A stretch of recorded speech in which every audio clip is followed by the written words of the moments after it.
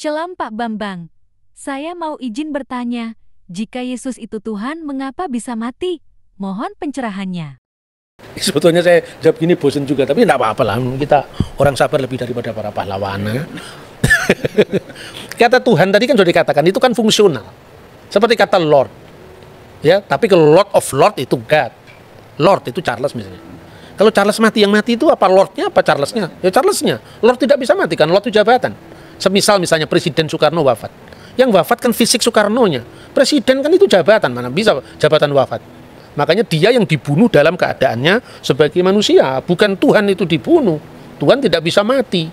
Kalau di dalam kidung-kidung gereja ortodok ya, gereja timur itu, ada ungkapan misalnya, Kudusullah, Kudusul Qawi, Kudusul Lati la yamut irhamna. Kuduslah engkau ya Allah, kuduslah engkau yang maha kuasa. Kudusu ayyuhal qawi, Kudusul Lati la yamut irhamna. Kuduslah engkau yang tak berkematian.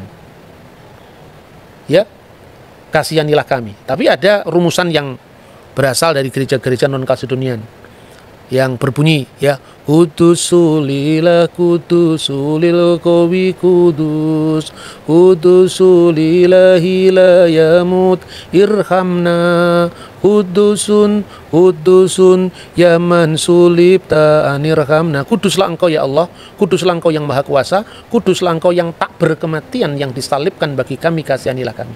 Jadi Yesus itu tidak bisa mati sebagai firman Allah, tetapi disalibkan bagi kami dalam kemanusiaannya. Itu ayatnya clear sekali kok. Dan dalam keadaannya sebagai manusia dia telah taat, bahkan taat sampai mati, bahkan mati di kayu salib. Yang mati di kayu salib itu dalam keadaannya sebagai manusia.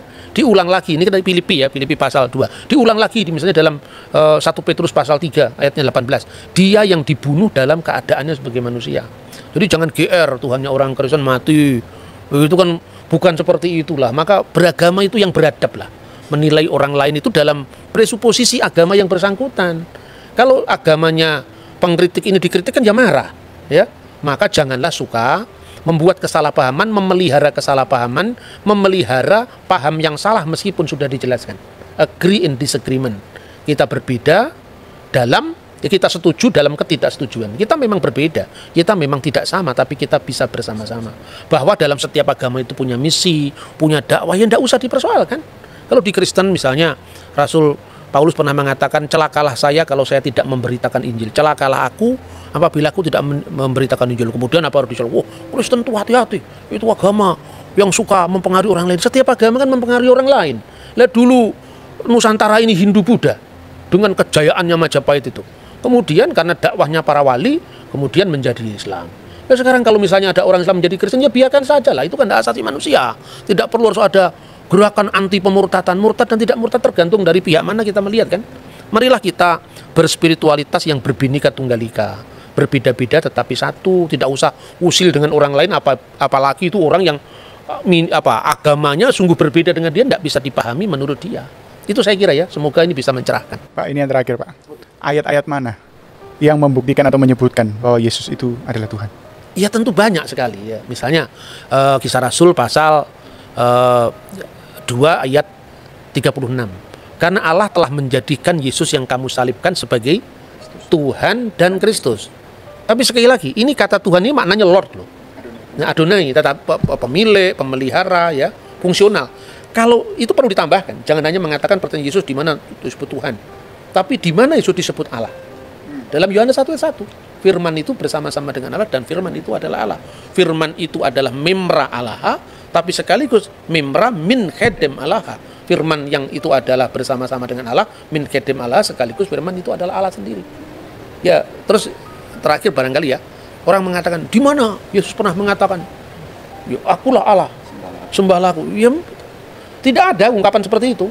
Tapi apakah berarti kalau misalnya Jokowi tidak pernah, saya presiden Indonesia, hormatlah kepada saya? Enggak perlu. Orang sudah tahu kalau dia Jokowi, presiden, ya tahu. Tuh, kalau dalam konteks kitab suci, pertanyaan itu bisa dibalik. Di mana di dalam ayat Alkitab pernah dikatakan, aku, kata Yesus, bukan Allah, jangan sembah aku? Tidak ada. Apa berarti mereka mau mengaku? Kalau gitu Yesus Allah, kan tidak seperti itu. Wong dia Islam kan tidak mungkin mengaku Yesus adalah Allah. Kita Kristen tidak mungkin mengakui Quran itu adalah firman Allah, atau Muhammad adalah Rasulullah atau Nabi Allah. Setiap agama itu kafir terhadap agama lain. Tidak usah kita menstigmakan orang lain kafir, orang lain yang berbeda harus kita musuhi, tidak perlu. Karena apa? Kita ini sama-sama kafir sekaligus sama-sama beriman. Kita beriman kepada yang kita imani toh. Kita beriman pada Yesus. Tapi bagi orang Muslim kan nggak beriman pada Yesus, berarti kafir terhadap Yesus. Kan gitu kan? Kita percaya kepada Alkitab. Yang lain nggak percaya kepada Alkitab. Kamu kafir terhadap Alkitab, tapi kamu beriman pada Vedamu. Kamu beriman pada Tipitakamu, kan gitu kan? Jadi itulah etika kita dalam berbangsa dan bernegara. Tidak boleh kita memaksakan ruang privat kita ke ruang publik, kemudian orang lain harus sama dengan kita dan diukur dari kita. Nggak bisa itu. Demikian saya kira. Baik. Oke Pak Bambang, penjelasan Anda sangat mencerahkan dan menguatkan iman kami. Terima kasih, Tuhan Yesus memberkati.